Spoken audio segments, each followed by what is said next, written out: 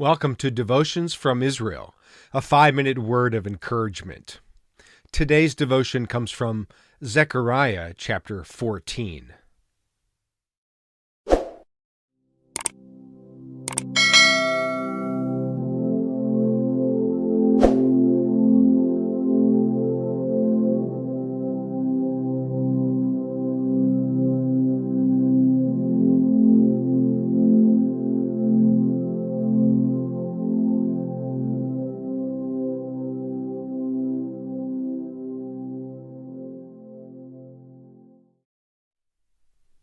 The Mount of Olives in Jerusalem is more of a mountain range, if you will, than one particular mountain.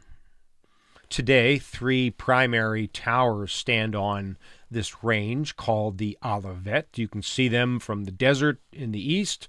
You can see them from Herodium from the south. These mark the different and various peaks of this range.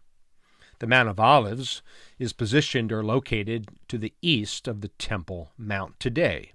In between the Temple Mount and the Mount of Olives is the Kidron Valley. So as we already talked about the vision that Ezekiel chapter 47 mentions about water flowing from the Temple Mount, this river that flows from the area of Jerusalem all the way to the Dead Sea, making the Dead Sea fresh again. I think that Zechariah, as captured in chapter 14, perhaps saw or envisioned something similar. Now, this speaks about the return of the Messiah. Jesus is returning again. And while we may perhaps agree to disagree on the timing or the look of this, or what will occur before and after as he returns, one thing is certain, and we can find agreement upon this fact, in that Jesus will one day again stand on the Mount of Olives. And when he does, this is what will happen. Zechariah speaks about the day of the Lord coming towards Jerusalem. Verse 2 says, I will gather all the nations to Jerusalem to fight against it. The cities will be captured, the houses ransacked, and the women raped. Not so good news so far. Half of the city will go into exile, but the rest of the people will not be taken from the city. But then the transition happens. Then the Lord will go out and fight against those nations, and as he fights on the day of battle, and here it is, the return of Christ, on that day, his feet, that is the Messiah's feet, will stand on the Mount of Olives east of Jerusalem, and a Mount of Olives will split into two from east to west, forming a great valley, with half of the mountain moving north and half moving south.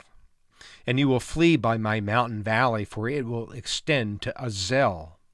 And you will flee as you fled from the earthquake in the days of Uzziah, the king of Judah.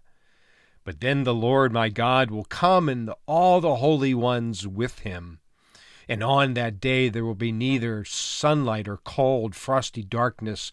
It will be a unique day, a day known only to the Lord, with no distinction between day and night. And when evening comes, there will be light.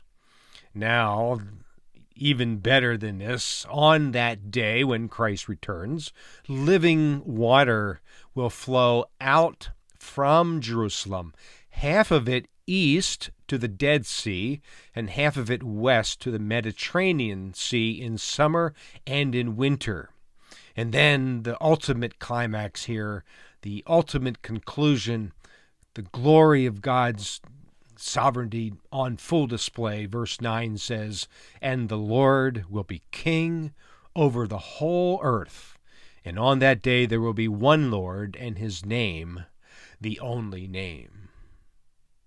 Be encouraged today that when Christ comes, his feet will stand on the Mount of Olives.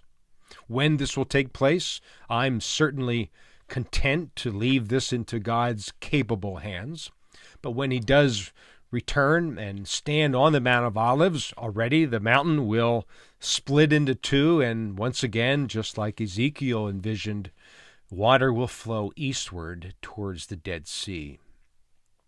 God is in control of the future, and yet he's also in control of our lives as we await for the coming of the King. And when Christ returns, there will be no doubt who he is. Every knee will bow and every tongue will confess that he is the Lord of lords and King of kings. He is the Lord Almighty, the one who reigns and rules over all the earth.